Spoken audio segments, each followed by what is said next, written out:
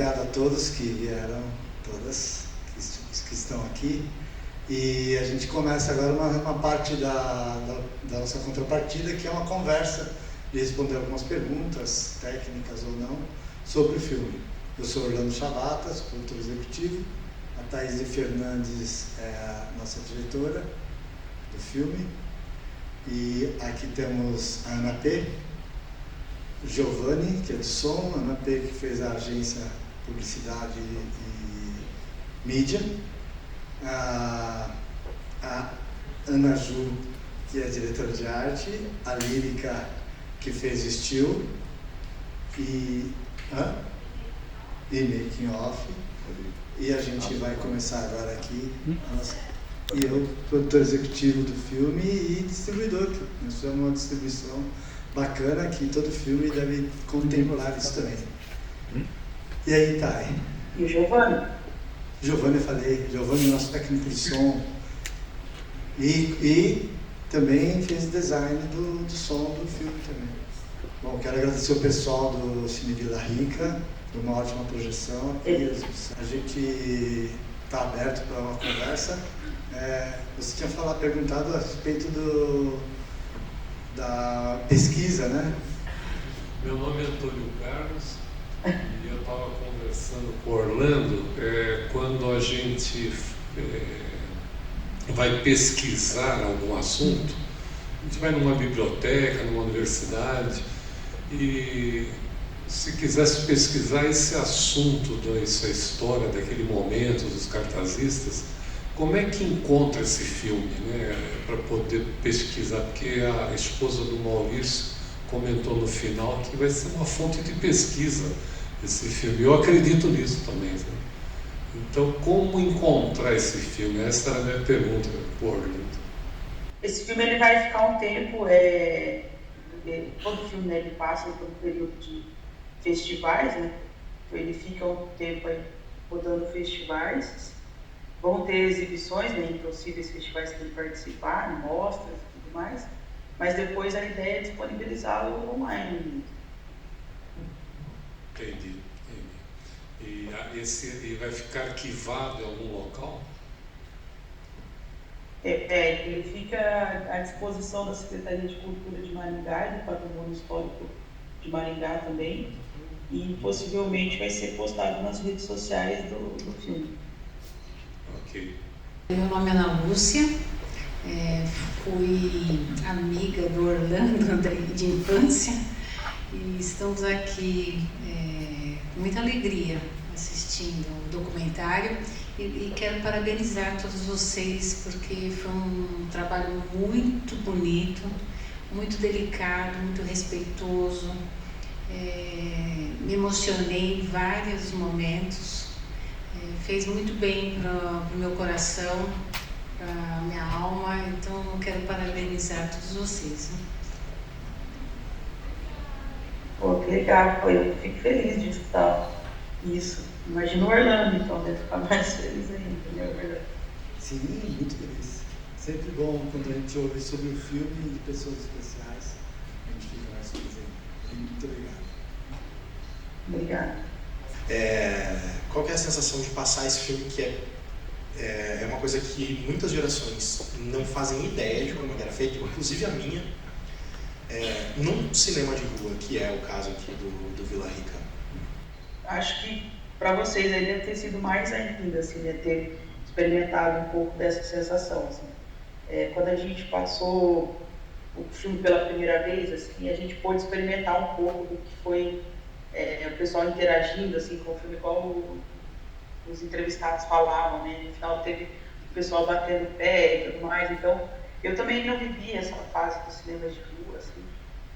Queria muito ter vivido, sou apaixonada por esse tema, é um tema que eu pesquiso muito, assim, trabalho em cima. E quando surgiu, né, o Orlando, o Giovanni veio falar sobre a possibilidade de passar no Vila Rica, eu fiquei muito feliz, assim, porque, caramba, tá acontecendo, sabe, assim, parece que é um ciclo que se fecha, assim. Eu acho que é de muita importância, né, do filme ele chegar também nos cinemas de ruas, os poucos que ainda existem assim, no país. Então eu fiquei muito feliz assim, quando soube que ia acontecer, e eu imagino que vocês aí, a sensação deve ter sido outra também. Então, foi muito emocionante, porque o nosso recorte vem dessa época, de uma época em que o cinema era na rua e que era a diversão mais popular que tinha, né? Onde modificou muita coisa, fez casais, formou casais, tem uma memória afetiva muito grande para todos, e nós captamos um pouco isso conforme executamos esse trabalho, que não tem como a gente se envolver, a equipe inteira ficou envolvida, a equipe jovem pra caramba, que provavelmente não viram isso, mas que até quem assiste não viveu isso, sente o que a gente consegue através do cinema de rua. Estar no cinema que representa o cinema de rua, entre aspas, né, a gente chama assim, é muito gratificante e mostra o quanto o filme ele tem uma vida própria na distribuição também, né, que é uma parte muito importante do filme, ter uma obra e essa obra ter aonde ser exposta. E aqui ela foi muito bem representado na qualidade de áudio, o Noel pode falar um pouco mais, e de imagem, né, e num cinema em que a gente veio da rua para cá, onde teria os cartazes no passado, que fez parte desse momento tão especial dessa história que a gente recorta, né. Isso. Eu aqui novamente, pegando o gancho, foi muito importante realmente para nós estarmos aqui. Nós somos moradores de Londrina, né? E não conhecíamos essa sala. E ficamos procurando o tal cine, né? E ficamos assim, olhando para a rua, mas será que é aquilo? Não. E fomos entrando bem mesmo desconfiados. E onde que fica a sala? E quando nós entramos aqui no hall, é a coisa mais linda, né? E foi exatamente isso que eu falei. Nossa, é antiga do tipo daquela época. E a gente já foi tirando foto daquele espelho lá na frente. E aí passa o documentário, eu acho que completou, integrou exatamente com a proposta de vocês. É impactante realmente ter passado esse documentário nessa sala aqui. Vocês estão de parabéns mais uma vez. Valeu, foi a parceria com o Cine Vila Rica aqui que nos abriu esse espaço, e o Rodrigo está aqui, nos auxiliou aí. Olá, sou Rodrigo, do Cine Vila Rica, e depois do documentário, minha pergunta que não fica é assim, como a gente poderia trazer um pouquinho disso de volta? Aqui pelo cinema, para quem conheceu, tinha os cartazes, não localizei nenhuma pessoa até hoje aqui de Londrina que ainda pinta, mas assim, sei que não vai trazer mais, principalmente com o digital, mas como a gente pode recuperar um pouquinho disso, trazer um pouquinho disso para o nosso contexto hoje? Nossa, é uma pergunta difícil, né? Eu acho que ainda hoje eu vi uma discussão assim, sobre o filme do Kleber Mendonça, e estava falando justamente sobre isso, assim, de como que um filme que fala sobre o cinema, que está representando o cinema brasileiro nessa corrida aí ao Oscar, como que ele não chegou assim em todos os cinemas, né, e tudo mais. E quando a gente se propôs a fazer esse filme também, isso era um desafio, assim, de como fazer pessoas que não viveram essa época também se interessar, né, por esse assunto. Para nossa surpresa, né, Marlon, foi... Até a Ana P também, se quiser falar um pouco, assim, porque quando a gente foi entrando assim, nos espaços de divulgação do filme, a gente foi se deparando com dois públicos, né, um público que era mais nostálgico e um público que não conhecia, mas se interessou, assim. Então, eu acho que é um desafio, assim mesmo, para a gente levar, né, falar dessa época dos cinemas de rua, porque vocês viram aí, isso é um recorte, né, de uma época, um recorte pequeno, assim, de uma época, e tanta riqueza de detalhes, né, que eles trazem, assim. Então eu acho que realmente é um desafio, assim, de como a gente consegue propagar, né, fazer as pessoas se interessarem por isso. Eu sei que depois que elas conhecem, elas também se apaixonam, mas realmente eu acho que é um desafio ainda, como fazer isso chegar ainda nas pessoas, né? E igual o Reginaldo falou ali, assim, né? Ele fala, hoje o cinema de shopping, ele tá de canto, né? Ele fica num canto, ele tem cartazes pequenos, digitais, é outra coisa, né? Quem não viveu é outra sensação, outra realidade, né? Eu acredito também que tem uma parte de que, olhando pelo lado dos artistas, né, daquilo que existiu naquela época, não existia uma universidade, não existia uma escola para eles fazerem o que eles faziam. Era uma profissão que era passada por artista mesmo. Então, você, jovenzinho, gostava de fazer aquele trabalho e você ia participar daquilo, né? E o cinema era esse importante veículo de comunicação. Na TV preta e branca, era inventado faixas na TV, como disse, e o cinema era o local onde você via a tela grande e colorido, e eles conseguiam traduzir isso para os cartazes, esses artistas, né? E a profissão acabou também, né? Com a chegada das salas, e a cultura de se ver cinema de outra forma, né? Começa a virar um grande negócio, muito maior do que era. E isso começa a ser moldado conforme essas grandes salas querem.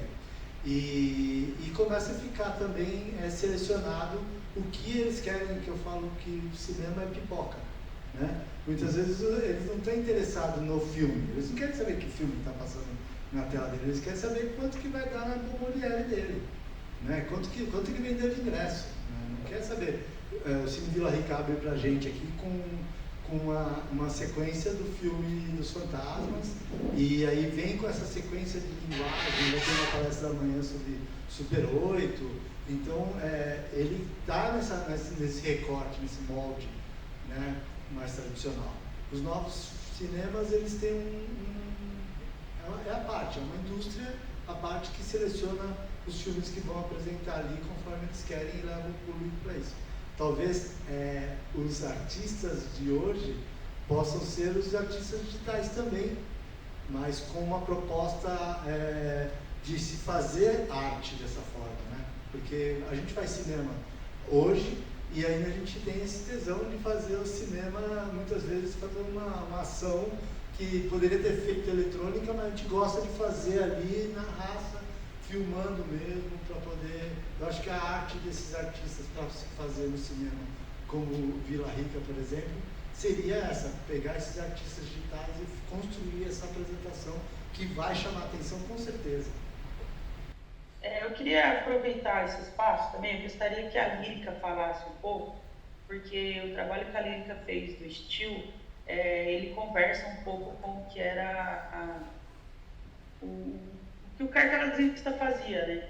Então eu gostaria que ela falasse um pouco desse trabalho dela, e depois eu gostaria que a Ana Ju também falasse a respeito do processo de criação do cartaz, que a gente acabou fazendo cartaz da mesma forma que era feito os cartazes antigamente, né? A gente também fez o nosso cartaz ali pintado à mão. Era isso que eu ia falar, na verdade, do cartaz, que esse cartaz que a Ana Júlia fez, a gente levou para todas as exibições. A única que a gente não conseguiu trazer foi para essa, porque a gente carregava em cima do carro para ir assim no cinema. Então a gente fez essa experiência de ter um cartaz pintado à mão. E aí a gente viveu, né, essa experiência que eram os cartazes. Isso impressionou muito as pessoas que estavam no cinema. Tanto que todo mundo saía e depois ia tirar foto na frente do cartaz, assim, sabe? Então eu acho que mudou, e aí pensando em mídias e marketing, que é o que eu sei falar e fazer, a gente consegue explorar outras ferramentas, que é o que a Lírica vai falar da fotografia, que veio substituindo a fotografia estilo, né? Veio substituir essa arte que era desenhada antes, né? E é o que vai estar ali nos cartazes de divulgação desses materiais. Mas a gente tem mais possibilidades. Só que talvez por não sei, ao mesmo tempo que tem mais possibilidades, a gente parece que está menos criativo também. Porque dá para explorar outras coisas e outras ações, e eu acho que o cinema, e tudo que é nostálgico e que é do passado, está sendo voltado. E aí falando de uma tendência mercadológica, o comportamento das pessoas hoje é olhar para o passado. Isso é uma tendência de comportamento, é uma forma de pensar das pessoas de hoje, porque a viver hoje está muito difícil. Então as pessoas têm voltado para o passado, e não é à toa que existem filmes, né, como esse documentário da Thay, nosso, que é muito pertinente, e outros, né, Thay, sobre cinema de rua, sobre artistas e olhando para esses cinemas que não existem mais, assim. Então não é o único que tá sendo exibido. Então a gente vê que existe essa demanda, que as pessoas estão interessadas, e isso só vai crescer, né? Tende a crescer. Então, uma coisa assim, para essa demanda de fazer o cartaz novamente, a gente também teria que mudar um pouco a forma como isso é produzido, porque assim, aquele cartaz demorou 3 dias para ser feito, 3 dias para pintar, e ele nem era, não chegava nem perto do tamanho do que aqueles pintores falaram que tinha que fazer. E eu sou designer gráfico também, então eu sei que a demanda é para ontem. Então você não pode fazer uma coisa e esperar 60 dias para ficar pronto, entendeu? É tudo para ontem, você tem que fazer, você tem que terminar para ontem. Não tem tempo de espera, não tem tempo de teste, não tem tempo de pensar. É tudo muito rápido e muito descartável. E um trabalho desse não é rápido e não é descartável. E é engraçado porque a gente levava a tela nas exibições e tinha gente que perguntava se era impresso, se tinha sido impresso aquela arte. Tipo, não é impresso, é pintado à mão, exatamente do jeito que eles falaram que faziam. É quadriculado, é riscando a projeção, é exatamente daquele jeito, é olhando a cor que está ali e tentando construir a cor, porque eu fiz esse processo de construir a cor para ter exatamente a cor da identidade visual, da arte original, enfim, e é engraçado, porque as pessoas não têm mais essa... É muito distante das pessoas essa noção de que é possível fazer algo daquele jeito à mão. Só que para fazer algo daquele jeito à mão, você precisa de tempo. E tempo é uma coisa que parece que está escasso hoje em dia. Aproveita e fala como eles faziam, e às vezes pintavam por cima essas curiosidades. Então, não, é exatamente do jeito que foi no documentário, do jeito que eles falaram ali que fazia, foi exatamente assim que eu fiz. E é engraçado porque eu fui levei essa proposta, tipo, de fazer desse jeito, né? Tá, e perguntar como é que vai fazer. Eu falei, vou fazer assim, assim, assim, que era o jeito que eu tinha aprendido na UEM. Eu sou formada em artes visuais e o jeito que eu aprendi lá na UEM, da maneira mais escassa e precária, que é a universidade pública, né? E aí depois eu não tinha assistido os depoimentos ainda, porque eu não participei da captação dos depoimentos. E aí depois, quando eu vi os depoimentos, eles falando, eles estavam descrevendo exatamente o que eu tinha feito. E aquela técnica do quadriculado, a minha mãe me ensinou quando eu era muito criança. Ela me ensinou a fazer aquilo para aumentar a imagem, que eu gostava de copiar das histórias infantis, os desenhos, e eu queria copiar os desenhos, ela me ensinou uma maneira de copiar. Então, tipo, não tem segredo, é a técnica milenar que nunca falha, assim, de passar tinta branca antes para selar o tecido, senão o tecido absorve muita tinta. São coisinhas assim que é a experiência de você fazer que vai dando, sabe? E é isso, não falha, dá sempre certo. Eu acho que o lance dos estilos e o cartaz do cinema é uma grande polêmica, né? Como a gente sempre fala, porque, como a Ana Júlia falou, é muito imediatista, né? Tipo, acho que principalmente pro fotógrafo também, que acaba de fazer a cena, já tem que fazer o logger, editar e já subir, assim. E eu não consigo ver o meu trabalho desse jeito, né? Porque eu acho que toda a fotografia que eu faço de cinema é pensado, assim. A gente tem que pensar para poder construir uma imagem, né? Eu acho que todos os estilos, inclusive o próprio cartaz do filme, foi pensado, assim. A gente teve esse privilégio do tempo, que é muito escasso, né? para poder pensar e analisar e fazer um mise-en-scène bom de todo o filme.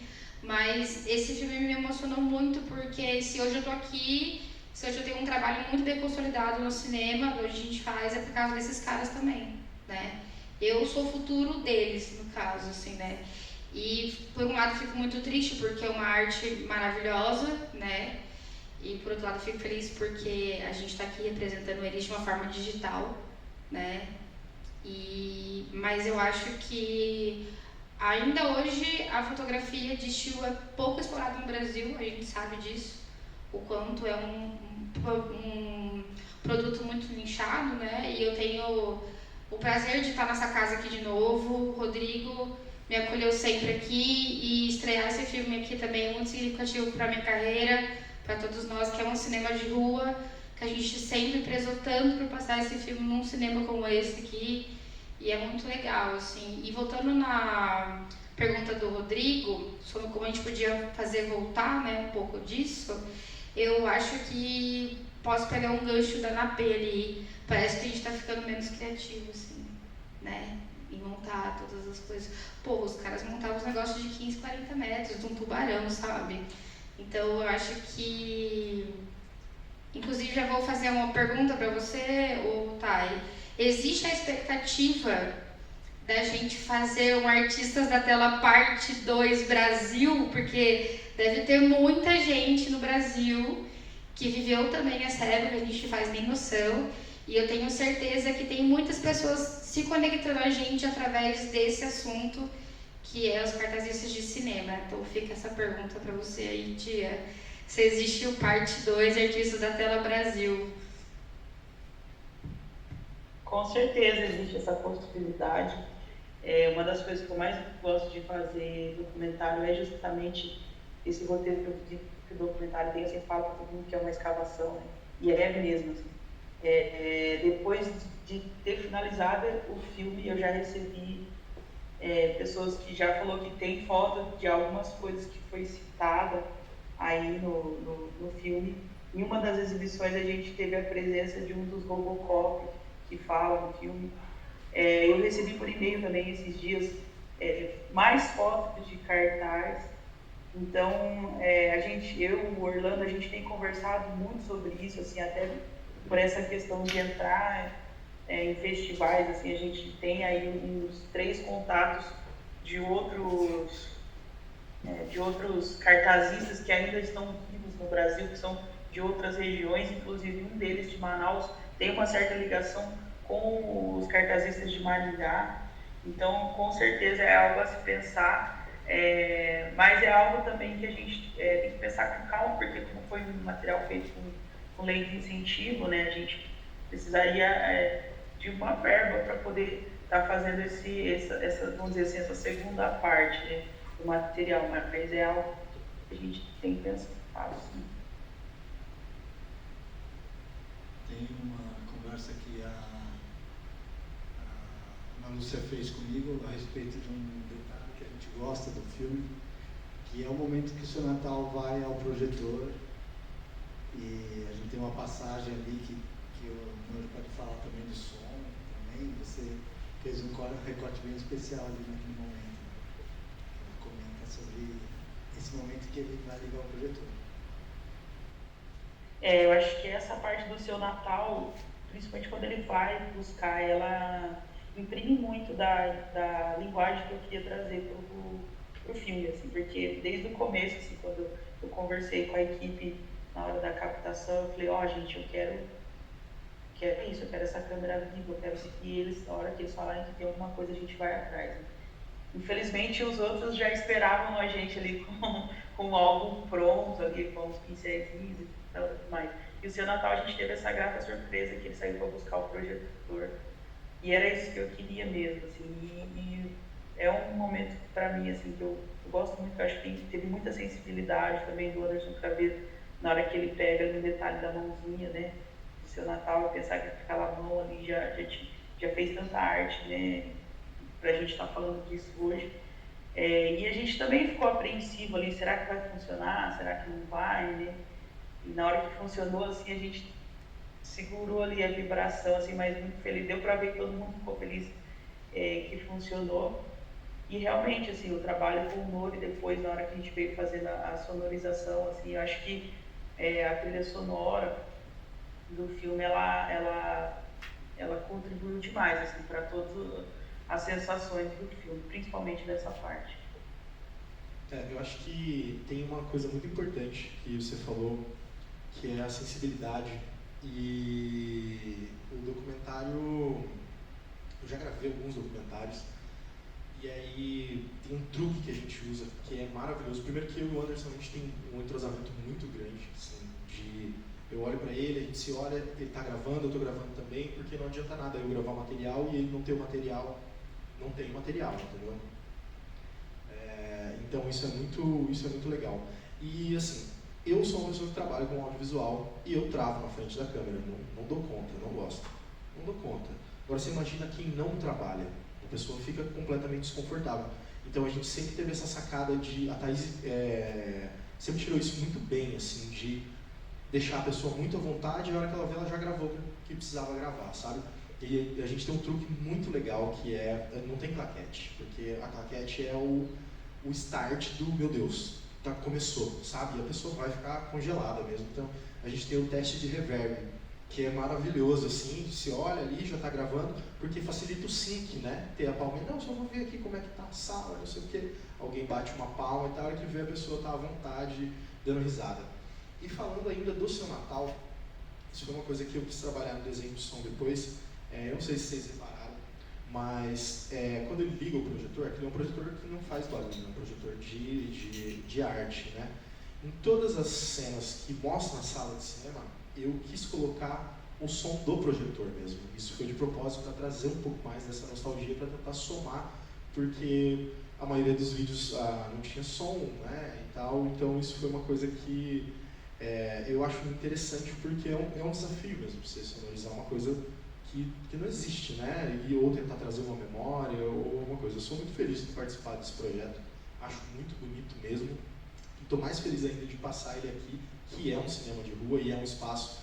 O Rodrigo está aqui do meu lado, não é a primeira vez que eu estou aqui.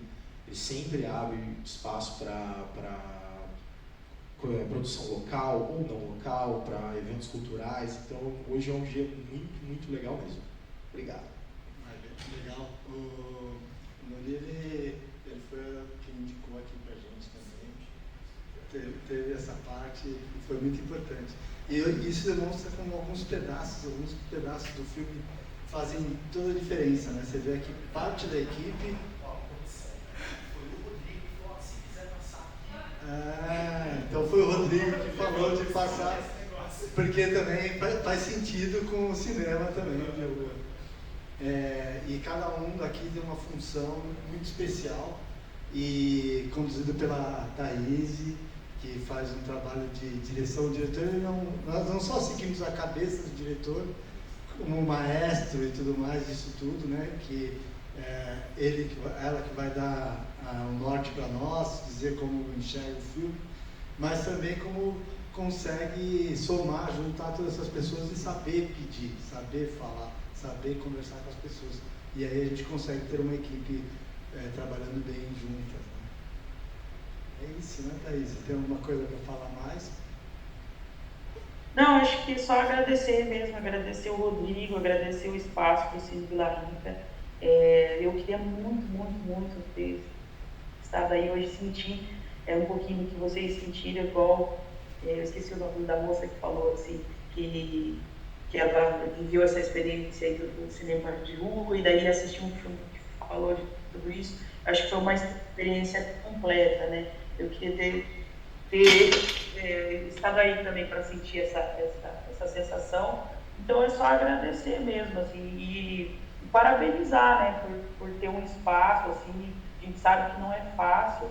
Se fosse fácil, teria muitos outros ainda, o cinema de rua não teria fechado, né? Não teria acontecido isso que aconteceu. Então a gente sabe que não é fácil e o Rodrigo está aí com esse espaço e abrindo sempre o pessoal a fazer projetos culturais, artísticos e passar filmes como esse. Então, e agradecer também a toda a equipe, né? Eu sempre agradeço a equipe desse filme, que eu falo que sem eles nada desse filme, nada teria sido possível. agradecer por vocês terem vindo aí também. E é isso, gente. É só gratidão mesmo. Isso aí, gratidão. Obrigado a todos. Valeu, obrigado, Cine Vila Rica.